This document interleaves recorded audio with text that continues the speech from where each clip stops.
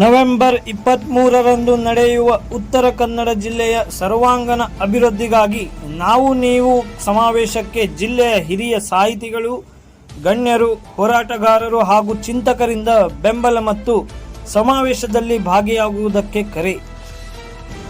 ದಾಂಡೇಲಿಯ Hornbill ಭವನದಲ್ಲಿ ಶನಿವಾರ ನಡೆಯಲಿರುವ ಉತ್ತರ ಕನ್ನಡ ಜಿಲ್ಲೆಯ ಸರ್ವಾಂಗೀಣ ಅಭಿವೃದ್ಧಿಗಾಗಿ ನಾವು ನೀವು ಸಮಾವೇಶಕ್ಕೆ ಜಿಲ್ಲೆಯ ಎಲ್ಲ ತಾಲೂಕಿನ ಹಿರಿಯ ಸಾಹಿತಿಗಳು, ಗಣ್ಯರು, ಚಿಂತಕರಿಂದ ಸಮಾವೇಶಕ್ಕೆ ಬೆಂಬಲ ಮತ್ತು ಸಮಾವೇಶದಲ್ಲಿ ಹೆಚ್ಚಿನ ಸಂಖ್ಯೆಯಲ್ಲಿ ಸಾರ್ವಜನಿಕರು ಭಾಗವಹಿಸುವಂತೆ ಕರೆ ನೀಡಿದ್ದಾರೆ. ಕಾರವಾರದ ಕಸಾಪ ತಾಲೂಕು ಅಧ್ಯಕ್ಷರಾದ ರಾಮನಾಯಕ್ ಅವರು ಸಮಾವೇಶವನ್ನು ಬೆಂಬಲಿಸಿ ಪಾಲ್ಗೊಳ್ಳುವುದಾಗಿ ತಿಳಿಸಿದ್ದಾರೆ. ಅಂಕೋಲೆಯ ಜಿಲ್ಲಾ ಪಂಚಾಯತ್ ಮಾಜಿ ಅಧ್ಯಕ್ಷರು ಹಾಗೂ ಜನಪರ ಚಿಂತಕರಾದ ರಮಾನಂದ್ ನಾಯಕ್ ಅವರು ಅಭಿವೃದ್ಧಿ ಸಮಾವೇಶಕ್ಕೆ ಬೆಂಬಲಿಸಿ ಶುಭ ಕೋರಿದ್ದಾರೆ. ಹಿರಿಯ ಸಾಹಿತಿಗಳಾದ ಶಾಂತಾರಾಮ್ ನಾಯಕ್ ಹಿಚ್ಕಡ್ ಅವರು ಜಿಲ್ಲೆಯ ಅಭಿವೃದ್ಧಿಗೆ ಶಿಕ್ಷಣ, ಸಾಹಿತ್ಯ ಮತ್ತು ರೈತರ ಭೂಮಿ ಪ್ರಶ್ನೆ ಬಗೆಹರಿಸಬೇಕು. ದೇಶಕ್ಕೆ ಸ್ವಾತಂತ್ರ್ಯ ದೊರೆತು ಅಮೃತ ಮಹೋತ್ಸವ ಕಳೆದರೂ ಉತ್ತರ ಕನ್ನಡ ಜಿಲ್ಲೆಯ ಸಾಮಾನ್ಯ ಜನರಿಗೆ ಇನ್ನೂ ಸರಿಯಾಗಿ ಮೂಲಭೂತ ಸೌಕರ್ಯಗಳು ದೊರೆಯದಿರುವುದು ಬೇಸರದ ಸಂಗತಿ ಎಂದಿದ್ದಾರೆ. ಮುಖ್ಯವಾಗಿ ಶಿಕ್ಷಣದ ಸಮಸ್ಯೆಯನ್ನು ಬಗೆಹರಿಸಬೇಕು. ಇಂತಹ ಸಮಸ್ಯೆಗಳನ್ನು ಜನಪ್ರತಿನಿಧಿಗಳ ಮುಂದೆ ಚರ್ಚಿಸುವುದಕ್ಕೆ ನಾವು ನೀವು ಸಮಾವೇಶ ಉತ್ತಮ ವೇದಿಕೆಯಾಗಿದೆ.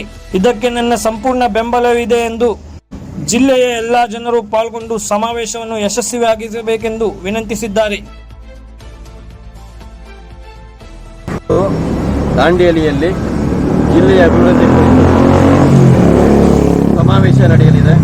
ನಾವೆಲ್ಲರೂ ಆ ಸಮಾವೇಶಕ್ಕೆ ಹೋಗಲು ಸಿದ್ಧರಾಗಿದ್ದೇವೆ. ಸಮಾವೇಶ ಯಶಸ್ವಿಗೊಳಿಸಲು ನಾವು ಬದ್ಧರಾಗಿದ್ದೇವೆ. ಹಾಗಾಗಿ ಈ ಸಿದ್ಧತೆಯಲ್ಲಿ ನಾವು ತೊಡಗಿದ್ದೇವೆ. ಖಂಡಿತವಾಗಿ ಸಮಾವೇಶವನ್ನು ಯಶಸ್ವಿಗೊಳಿಸ್ತೇವೆ. ಉದ್ಯೋಗ ಗೊತ್ತಿಲ್ಲ, ಏನೋ ಕಲ್ತ್ಕೊಂಡು ಎಲ್ಲ ನೌಕರಿಗೆ ಹೋಗಬೇಕು. ಸ್ವಯಂ ಉದ್ಯೋಗ ಮಾಡ್ತಕ್ಕಂಥದ್ದು ಯಾರೇ ಎಷ್ಟೇ ಹೇಳಿದ್ರು ಕೂಡ ಆ ಉದ್ಯೋಗ ಆ ರೀತಿಯಲ್ಲಿ ಸೃಷ್ಟಿ ಆಗಲಿಲ್ಲ. ಆಮೇಲೆ ಆರೋಗ್ಯ ದೃಷ್ಟಿಯಿಂದ ಎಷ್ಟು ಸಣ್ಣ ಕಾಯಿಲೆ ಆದರೂ ಕೂಡ ನಾವು ಕುಂಟಾಕ್ ಹೋಗ್ಬೇಕು, ಇಲ್ಲ ಮಣಿಪಾಲ, ಮಂಗಳೂರಿಗೆ ಹೋಗಬೇಕು. ಇವತ್ತಿಗೂ ಕೂಡ ಆ ಪರಿಸ್ಥಿತಿ ಈ ಜಿಲ್ಲೆಯಲ್ಲಿ ಇದೆ. ಅವರು ಮಲ್ಟಿ ಸ್ಪೆಷಾಲಿಟಿ ಹಾಸ್ಪಿಟ್ಲಿಗೆ ಎಷ್ಟೋ ಹೋರಾಟಗಳು ನಡೆದವು. ಎಲ್ಲರೂ ಮಾಡ್ತೇವೆ ಅಂತಾರೆ, ಯಾರೂ ಮಾಡೋರಿಲ್ಲ. ಮನುಷ್ಯನಿಗೆ ಅತಿ ಮುಖ್ಯವಾಗಿ ಬೇಕಾಗುವಂಥದ್ದು ಆರೋಗ್ಯ.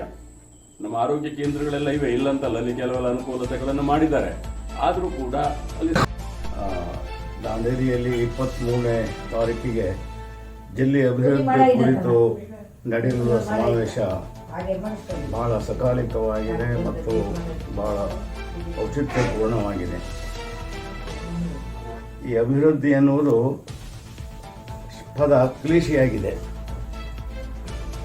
ಅಭಿವೃದ್ಧಿ ಮತ್ತು ಸ್ವಾತಂತ್ರ್ಯವು ಕೂಡ ತನ್ನ ಮೌಲ್ಯವನ್ನು ಕಳ್ಕೊಂಡಿದೆ.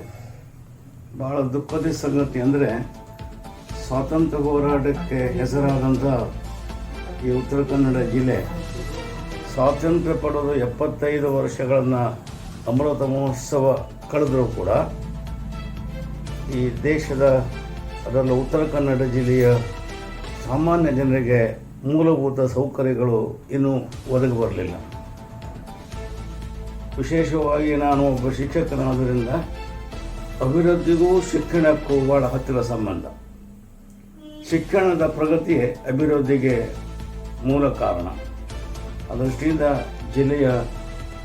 ಅಲ್ಲಿಯ ಶಿಕ್ಷಣ ವ್ಯವಸ್ಥೆ, ಅದರಲ್ಲೂ ಕೂಡ ಜಿಲ್ಲೆಯ ಪ್ರಾಥಮಿಕ ಶಾಲೆಗಳಲ್ಲಿ ಶಿಕ್ಷಕರಿಲ್ಲದೆ ಸಾಮಾನ್ಯ ಬಡ ಜನರು ಖಾಸಗಿ ಶಾಲೆಗಳಿಗೆ ಹೋಗಲಿಕ್ಕಾಗದಿದ್ದಂಥ ಬಡ ಜನರಿಗೆ ಬಯಲುಸೀಮೆ, ಅರೆ ಬಯಲುಸೀಮೆಗೆ ಸಿಗ್ತಾ ಇರುವಂತಹ ನ್ಯಾಯ, ಅನುದಾನ ಇಂಥವೆಲ್ಲ ಸಿಗುತ್ತೋ ಅಂದರೆ ಅದು ಇಲ್ಲ. ಹಾಗಾಗಿ ನಾವು ಸಮಗ್ರ ಉತ್ತರ ಕನ್ನಡ ಜಿಲ್ಲೆಯನ್ನು ದೃಷ್ಟಿಯಲ್ಲಿಟ್ಕೊಂಡು ನೋಡಿದಾಗ ನಮಗೆ ನಮ್ಮ ಜಿಲ್ಲೆಗೆ ಆಗ್ತಾ ಇರುವಂತಹ ಅನ್ಯಾಯ, ಜನಾಂಗೀಯವಾರು, ಆಮೇಲೆ ಇಲ್ಲಿಯ ಭೌಗೋಳಿಕ ಸ್ಥಿತಿಗತಿಗಳಿಗೆ ಅನುಸಾರವಾಗಿ ನಮಗೇನೆಲ್ಲ ಅನುಕೂಲಗಳು, ಬೆನಿಫಿಟ್ಗಳು ಸರ್ಕಾರದಿಂದ, ಸಾರ್ವಜನಿಕ ವಲಯದಿಂದ ಸಿಗಬೇಕು, ಅವುಗಳೆಲ್ಲ ಸಿಗ್ತಾ ಇಲ್ಲ. ಹಾಗಾಗಿ ಬಹುಶಃ ನಾವು ಬೇರೆ ನಮ್ಮ ನೆರೆಯ ಜಿಲ್ಲೆಗಳಿಗೆ ಕಂಪೇರ್ ಮಾಡಿದಾಗ ನಮ್ಮ ಜಿಲ್ಲೆ ಸ್ವಲ್ಪ ಹಿಂದುಳಿದಿದೆ.